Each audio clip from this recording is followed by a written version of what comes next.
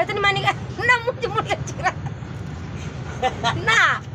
சொல்ல இவங்க தான் பயனுவேல இதான் ஆறுமுகம் 2 பேரும் எனக்கு 3 மணிக்கு ஒரு பெட்டி காசு கொடுத்தாங்களாம் எலெக்ஷன் நாளில் சொல்லுவா சொல்லு சொல்லு நல்லா பிடிக்கா தலைவருக்கு வீடியோ கால் பண்றாரு பண்டிகை வீடியோ கால் தலைவருக்கு சொல்ல பட்டுதா